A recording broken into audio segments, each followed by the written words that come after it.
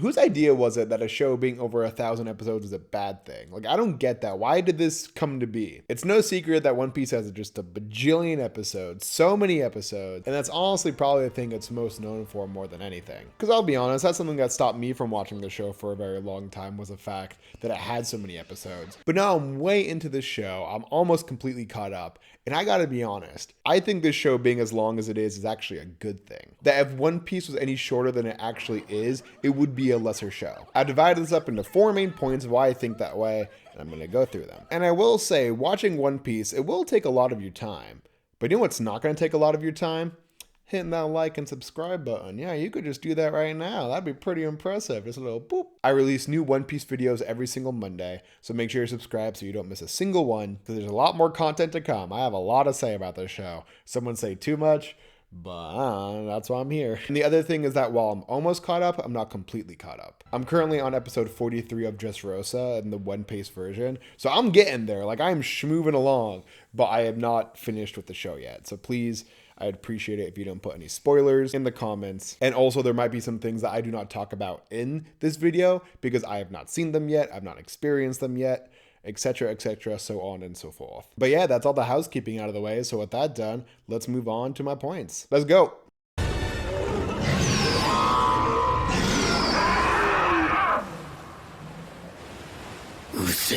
So One Piece.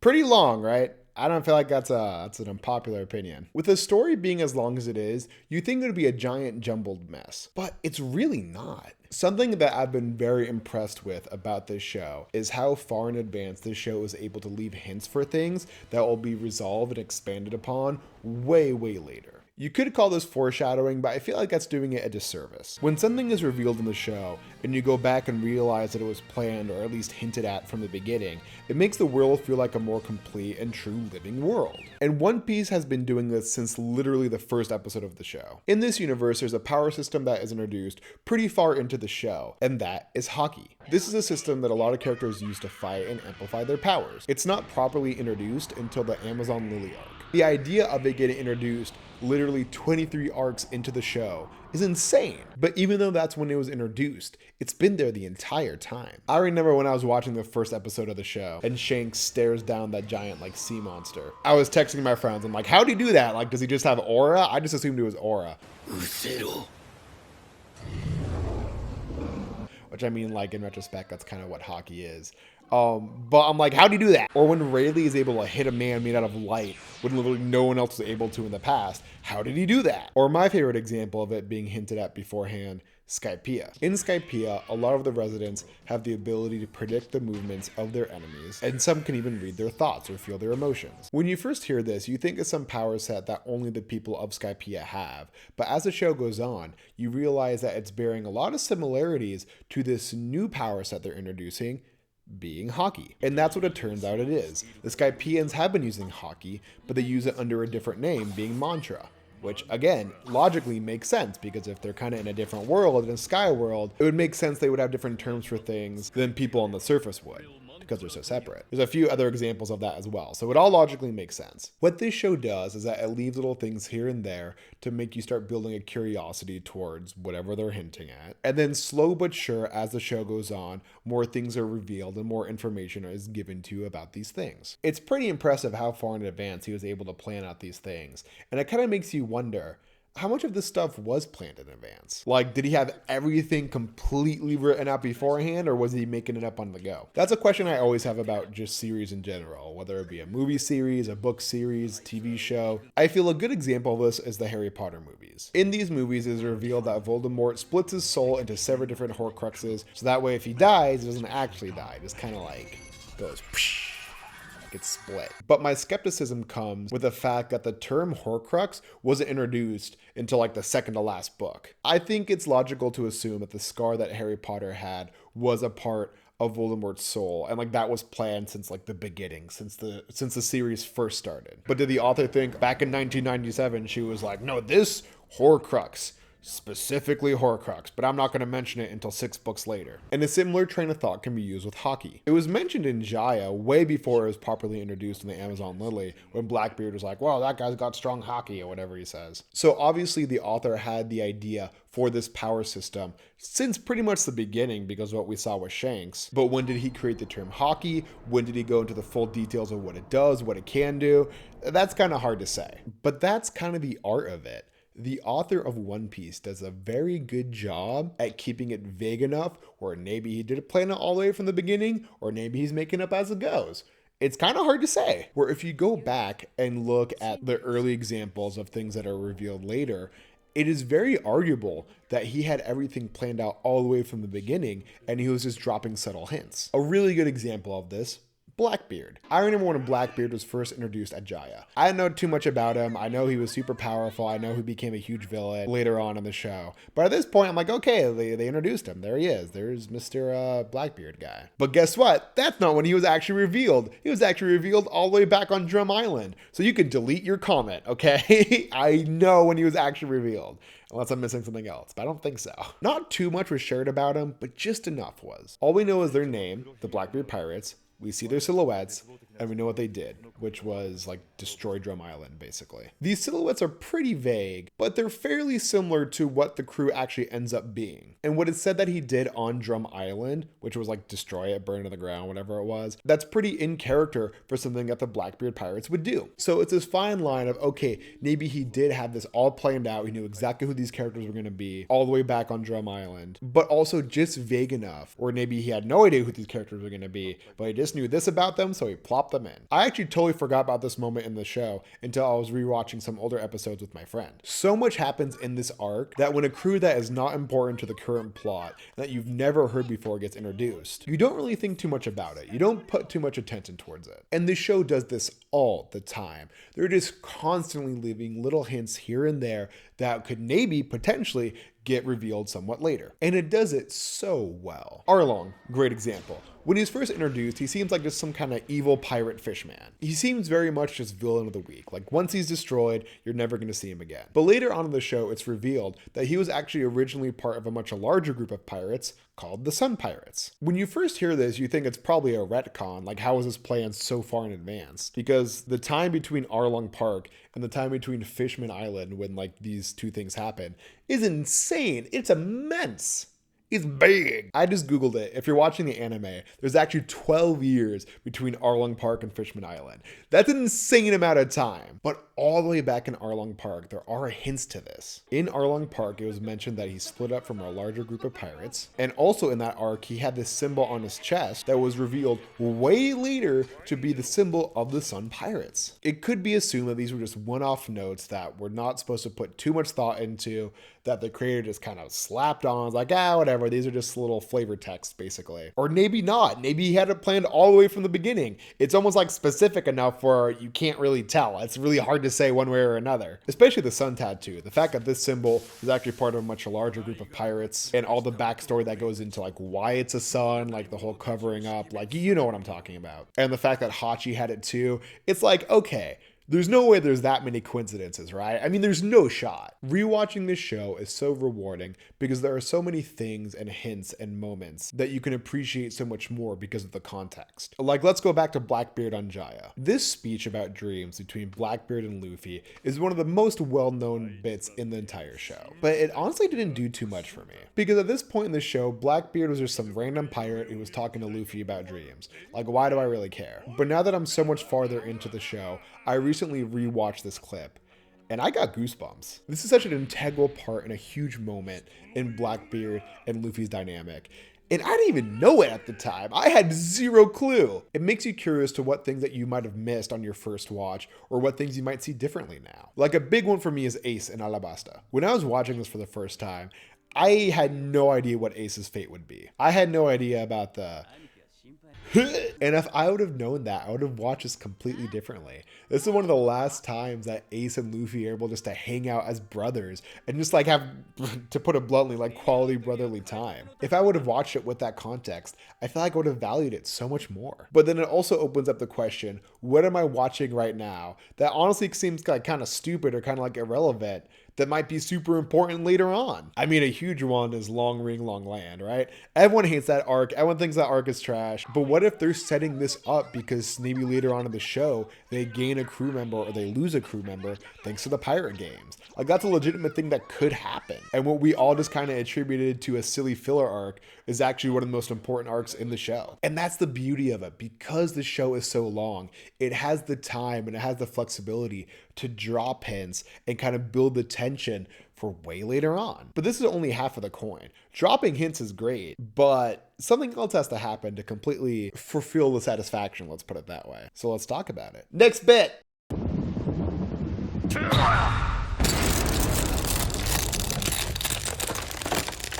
So we were talking about how this show is really good at dropping hints for things to happen in the future. But dropping hints doesn't really mean much if what happens in the future is like unsatisfying. Anyone can hype up a moment, but if you get to that moment and it's not what you're expecting, or if it doesn't live up to the hype, it could completely destroy any momentum that the show has. There's a certain show that comes to mind where I think of a lot of buildup, a lot of hyping up for a moment, and the moment happens, and it's just like, I don't want to call out the show too much, but let's just say it rhymes with fame of tones, if you get my drift. This mystery show is a very good example of hints being dropped, of things being built up all the way since the beginning of the series, just for you to get to the end and it not delivering and not paying off and basically destroying the franchise. But that's the thing about One Piece. When it hypes up a moment, it delivers. You get to that moment and it's like the most beautiful, majestic thing you've ever seen in your life. And there's so many examples of this. There are so many things that are hinted at or foreshadowed early in the show.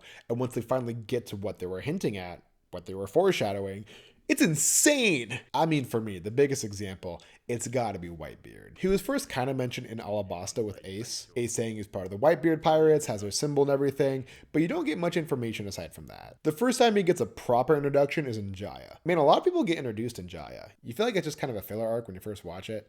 And then you're like, oh my gosh, there's so many things that are like foreshadowed here. It's crazy. Anyways, back to Whitebeard. When you first see this man, first of all, he's huge. He's absolutely ginormous. Those like little ladies he's standing by is like, he could pick them up like Barbies and go la la la la la. But everything you hear about this man is power. When you first see him, he doesn't even have a bounty. It just says strongest man in the world. You don't need more information than that. And I mean, look at this guy. This guy's ginormous. He's basically Mr. Clean. Dude, Mr. Clean?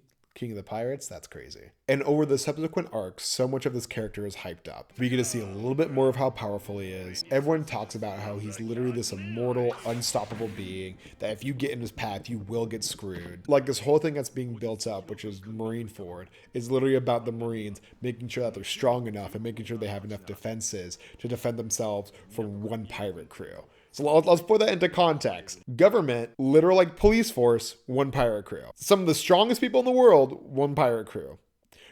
So the stakes are kind of high. They're kind of really getting you excited for this. But then we finally see him. Then we finally get to Marineford. And just to give you a little bit more context, this first introduction at Jaya happened in 2003. That's when this aired. Marineford, where you finally get to see his powers, didn't happen until 2010. That's 12 arcs later and 7 years later. So if you're watching the show as it comes out, this like man, this like demon of a man has been hyped up for 7 years. So it better be good. Like if not, I'd be mad as heck. Here's the thing. If you've never seen a show, if you know nothing about a TV show, you can usually gauge how good it is based off people's reactions. Bane of Bones, for example. Everyone loves the show, but they all say the same thing.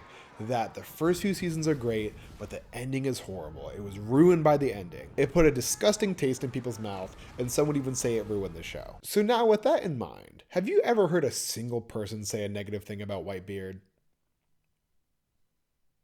Just saying. We finally get to see why this man, who's been built up for the past 7 years, has the reputation that he does. Why he's called the strongest man in the world. And it's absolutely insane. Because I was thinking myself, what kind of power would they be able to give to a character to make him live up to this hype? And I gotta say, earthquakes are pretty good.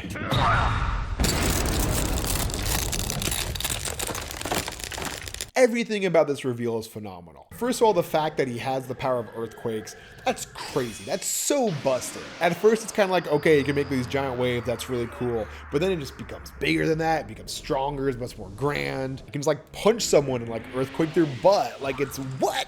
And then the effects they use, how it looks like he's literally cracking the sky. And like the sound, like, oh, it's so satisfying. If you're gonna give a character the moniker of the strongest man in the world, you better make it count. And being able to shift tectonic plates, yep, that would do it.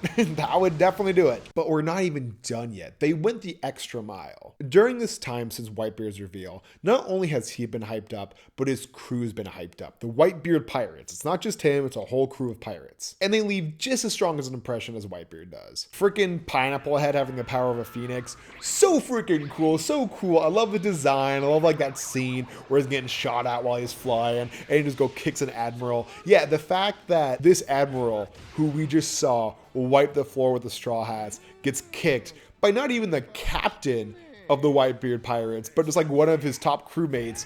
Crazy. Diamond Jozu, the fact that he's able to reflect the beam of one of the warlords, so cool, man, so freaking amazing. And he doesn't even seem that stressed, by the way, either. He doesn't, and he's like, hey, what's next? Let's move on to the next thing. What I'm saying is that all this buildup 100% paid off. And this happens constantly in the show. A lot of times they build up characters for a moment that's very exciting, but in a way that's a lot more subtle. Kind of like what we were talking about in the last section. Like, let's go back to Marineford with Akainu. Akainu? I think it's Akainu. Fire guy, blah. Well, lava guy.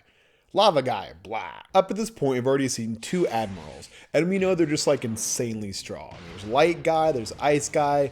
We know they're busted. They've mentioned before that there's 3 of them, so there's still one that we have not seen yet, until we finally do. In Marineford. Just based off appearance alone, this guy looks insane. Very bulky, very muscular. He looks more seasoned. Honestly, he reminds me a lot of Garp, and we all know how strong that guy is. So you see this admiral who is visibly larger than the other 2 admirals, who looks a lot more serious, a lot more harsh, so you can only imagine how strong he's gonna be, especially since we've seen how strong the other ones are. And then you see his power, and oh my goodness, that insane. The show didn't say too much about this character before you initially see him, but just based off of context clues and based off what you know about the show, you know that this guy is probably going to be busted. It gets you excited, it gets you hyped, you know, like the things I've been saying for this entire video. You're given enough time to kind of stew in it, think of it, make your own assumptions on who this guy could be, and thankfully the show delivers. All these moments in this show are hyped up so much, but they absolutely deliver. Luffy finally using second gear. Amazing, insane. The build up to the Mary's eventual funeral. Fantastic. Heartbreaking, but fantastic. Seeing Goldie Roger's first mate fight and like exist, seeing how powerful he is, and it kind of gives you context to how powerful Roger must have been. Also crazy, also insane. The first time seeing Luffy's power after he was training for 2 years. So satisfying. First time seeing Don Flamingo use his powers after he's been built up for a bajillion years. Also traumatizing, but very satisfying. But here's the most important part about all of this. When you have a large buildup for a moment in a show, and then when you get to that moment, it delivers and it's very satisfying. That's not just a great moment in a show.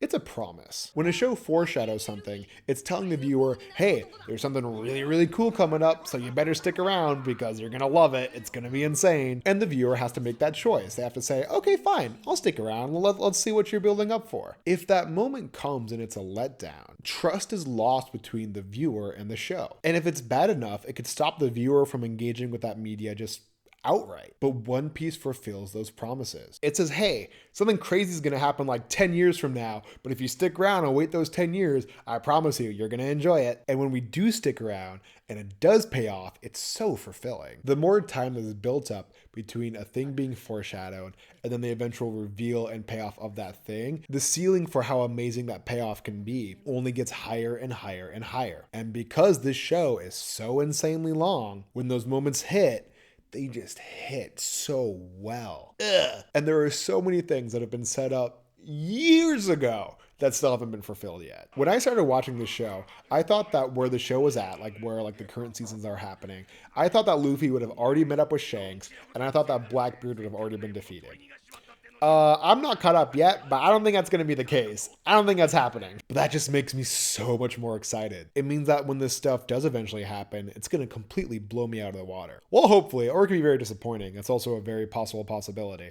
But so far, they've made good on their promise, so we'll see. It might just be one of the best moments in the show ever. Like, who's to say? In conclusion, with this show being as long as it just does a really good job at hyping up these amazing moments and just having the payoff be insane. It's just 10 out of 10. No notes. メラメラの実誰にも渡したくねえだろうよ So now what I want to talk about kind of goes back to what I was saying in the first point, in the first section of the video. One of the greatest things that's attributed to this show being as long as it is that it's able to take its time to create a beautiful, amazing, and fleshed out world. There are so many shows nowadays that have so much they want to say, but they just don't have the time to say it. So many stories to be told that could be told, but the show gets cut short, canceled, rushed, whatever it may be. So you're given a shortened version of what could have been, but it wasn't given the time it deserves. But because One Piece has so many episodes, that's not really an issue at all. The blessing of this show having a bajillion episodes is that when it explains the lore of the world, it takes its time. At the beginning of Romance Dawn, you know so little about the One Piece universe. When Luffy says he's going to be king of the pirates, you're like, okay, yeah, good for him. He's going to be king of the pirates. Like, you don't yet comprehend how big of a feat that's going to be. Like, obviously it's not going to be easy, but I'll give it 4 seasons and like, yeah, he'll be king of the pirates. But if you were to tell that viewer that in order to achieve his goal, he had to become a god, that'd be insane. He'd call you a crazy man. The progression and the reveal of information is so slow, but it's so satisfying. The show will let you know key facts when you need to, not when you want to. It gives you the time to be comfortable in the status quo that's being set in the show, just for a little bit later for something to happen and completely change everything you once knew. And there's 2 big examples of that I want to use. The first is the New World, that one part of the Grand Line, and how much that just completely changed the show. Like I mentioned before, I'm currently on the Dressrosa arc, so I'm relatively new to this whole like New World area of One Piece. But when it first started getting mentioned and introduced, I didn't think it was going to be like a whole thing. Like, I didn't think it was going to change that much. It's just like, oh, they're in the New World now, it's just more One Piece. Like, that's just kind of what I assumed. Up until this point in the show, Luffy's basically unbeatable. He's come into contact with some insanely strong people, but every single time he's been able to win. It's never been a matter of if, it's always just when is he going to beat the guy. And then we get to see a Bodhi where he just gets annihilated. And his whole crew gets annihilated. Just everyone gets destroyed. And honestly, it's not even close. When you first hear that an admiral will come if a celestial dragon gets hurt, defied, whatever it is, you don't really think too much of it. You're like, okay, an admiral's gonna come, but Luffy's just gonna lock in and beat his butt. Like, there might be a bit of a struggle, but at the end of the day, Luffy's gonna win. Kind of like a Koji in Long Ring, Long Land. Yes, Luffy did get beat there, but I feel like he wasn't taking the fight seriously. So when I was viewing it, I'm like, okay, like maybe if Luffy took a bit more seriously, maybe if he went into Gear 2 at that point, he could have beat him. But no, like that's not even close to the reality. Luffy and his crew did not stand a middling of a chance against the Pacifista, like, let alone against Adam Sandler. Like, there's no shot. I don't think there's any reality where at their current power level, they would have won. But the reason why this loss hurts so hard and why I'm bringing it up is because for the first time in 22 arcs, Luffy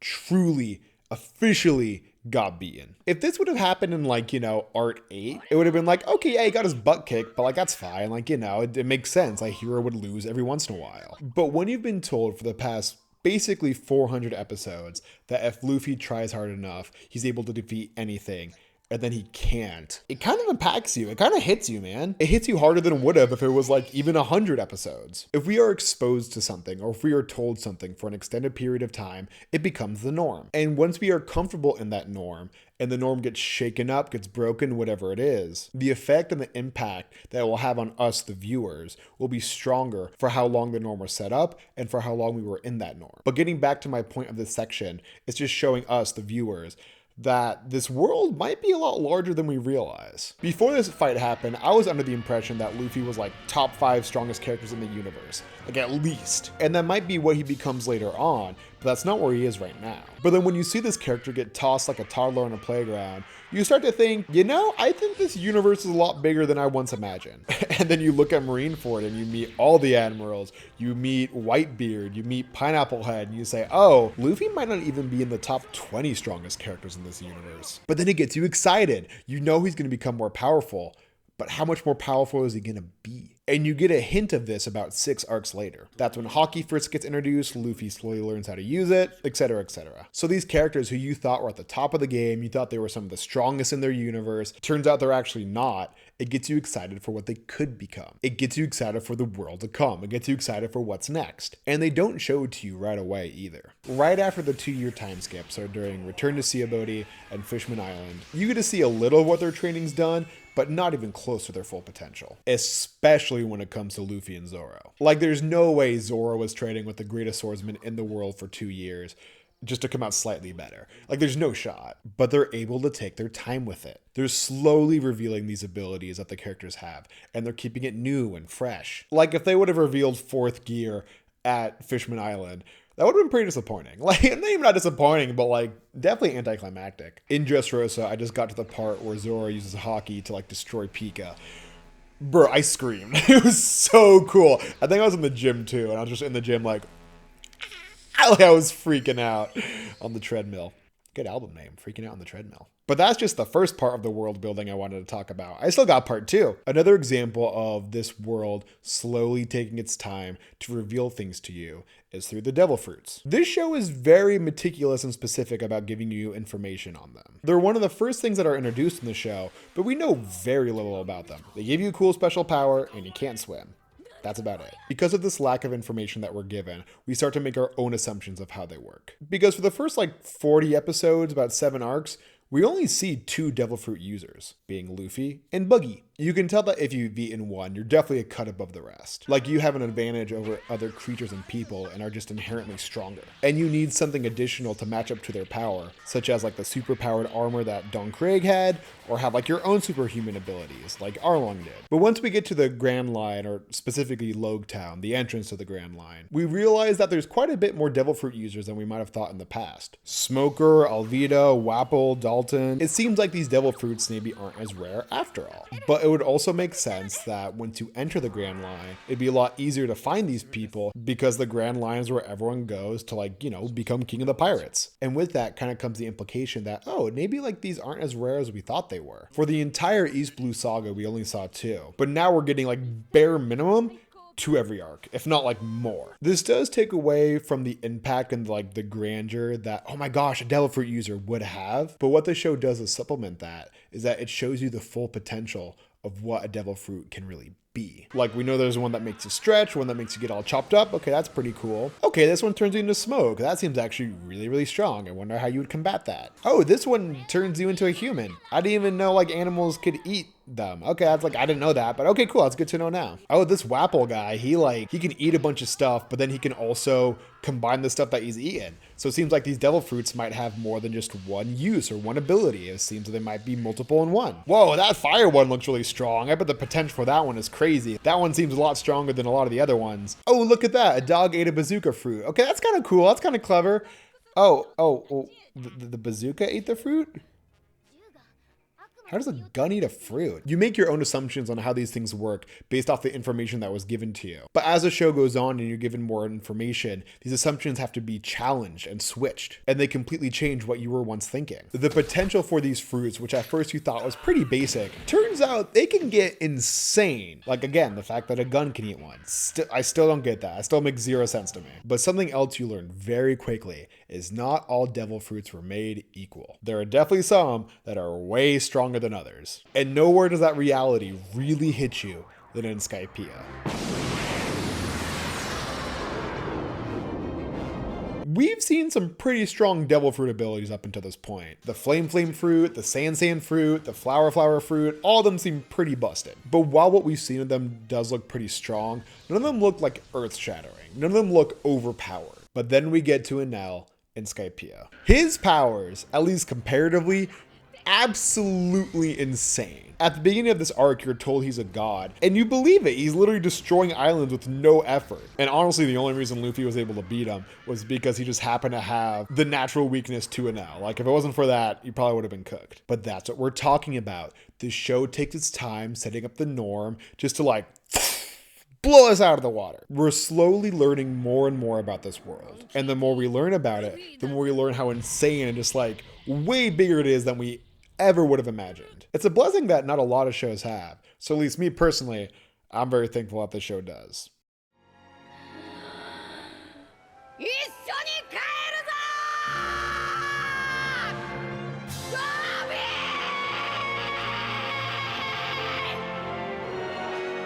Okay, characters, right? They're one of the things that One Piece is most known for. I would say for a lot of people, the biggest draw of the show is how much they love the characters. But why do we love the characters? If you want to love a character and get attached to them, you need two things. You need good writing, obviously, but then you also need time. And luckily, One Piece has oodles and oodles of that. Because this show is as long as it is, it's really able to take its time introducing you to these characters, developing these characters, having you get attached to them, the whole 9 yards. You get to see their entire journey from start to finish.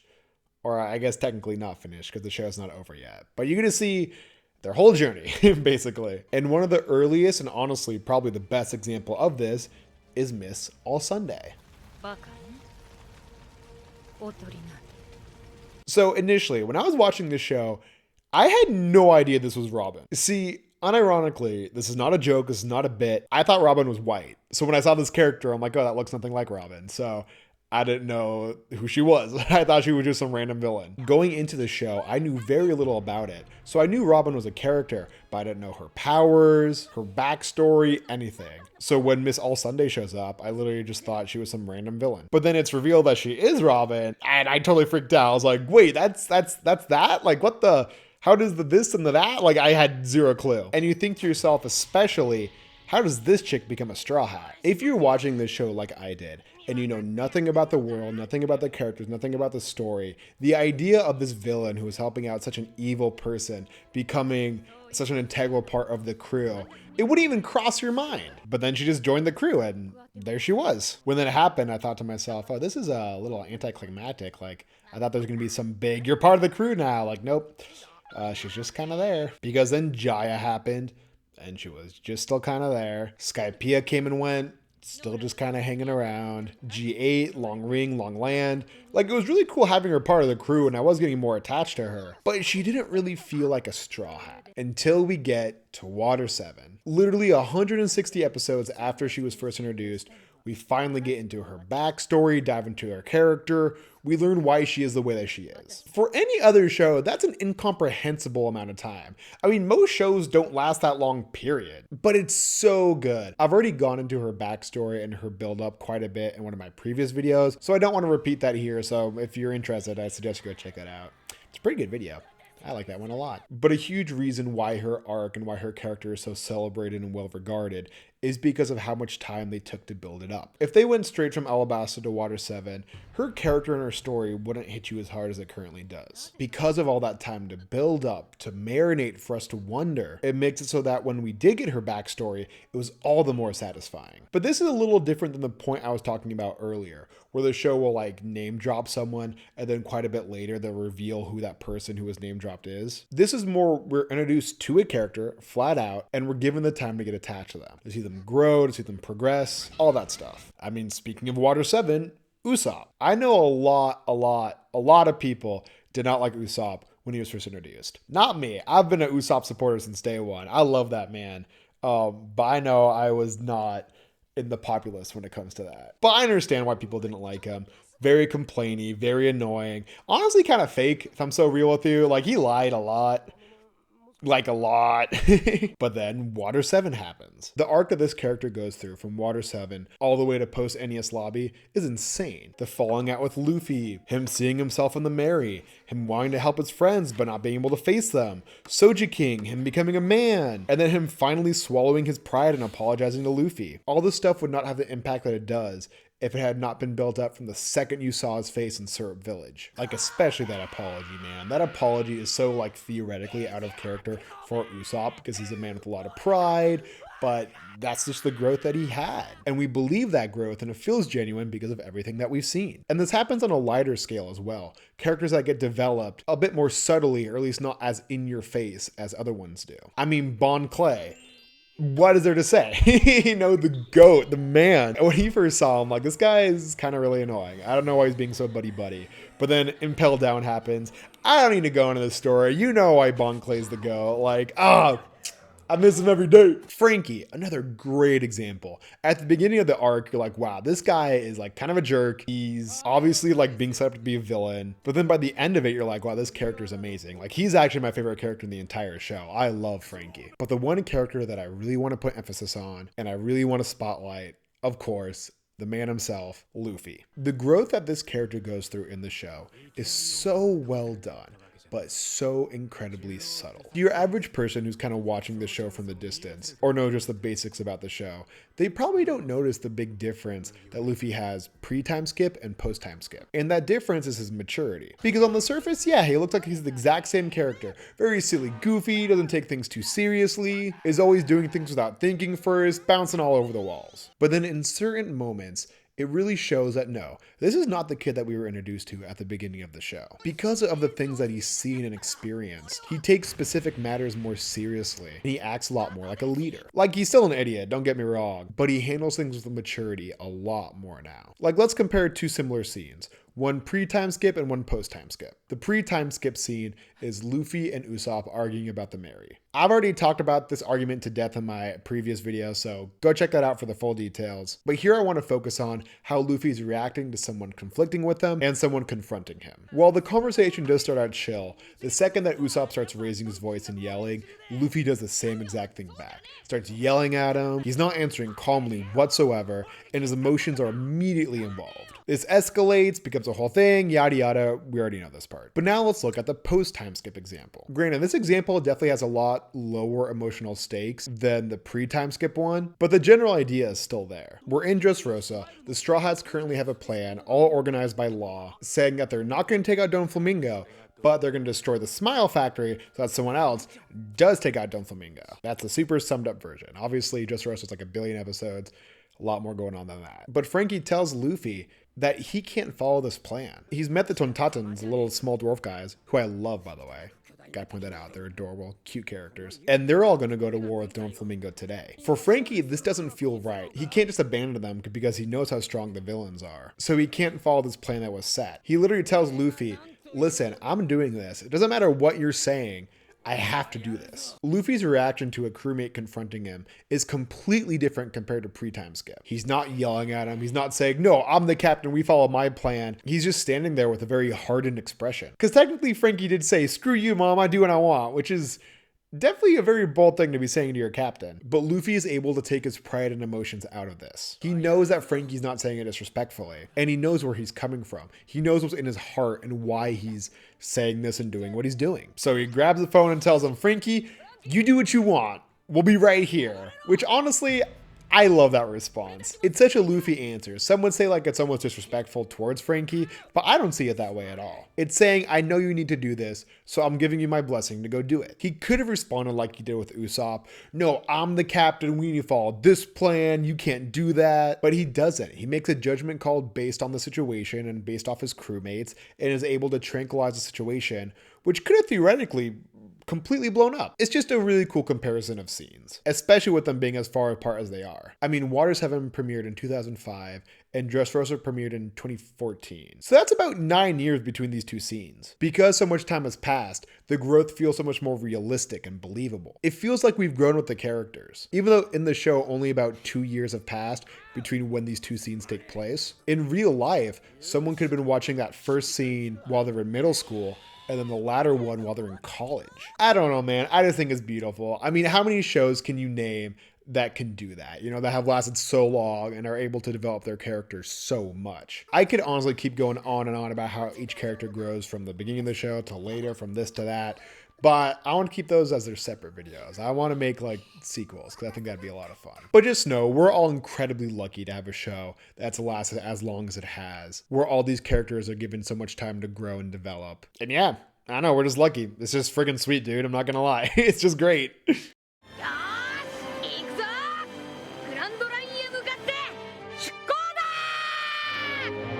So I want to end this video with this. As of writing this script, I am not done with this show. Not even close. I'm currently on Dressrosa, and even though I am watching the One Piece version of it, I still got like I think it's like bare minimum 140 episodes before I'm fully caught up. And I gotta be real, I am so freaking excited. Everything I've seen so far about this show has been absolutely amazing, and I've been loving it so much. But the thing is that there's so much yet that hasn't happened that I'm so excited to learn about. Like, who is Kaido? What is Gear 5? What's this backstory with Sanji that everyone like loves and freaks out about? Are we going to learn more about Kuma? What about Goldie Roger? What about Shanks? What's the true potential of Haki? What's the true potential of Luffy, of all the Straw Hats? And the reason I'm so excited about this is because the show has made me excited about it. Like I said before, the show is telling me, hey, if you keep watching, I promise you, everything we've been hinting at, building for, everything that's yet to come and indeed will come, it's gonna be worth the wait. So you better get ready. And dude, I am so ready. I'm so excited. So don't let me down. Please don't let me down. I will cry. Anyways, that's the video. Hope you guys liked it. Like, comment, subscribe. Every Monday I'm putting out a new One Piece video. I'm even putting out videos talking about the episodes that I've watched. So it's almost like filling you in on what I think of the show as I'm currently watching it. I suggest you check those out. But that's it. I'll see you next Monday. Bye.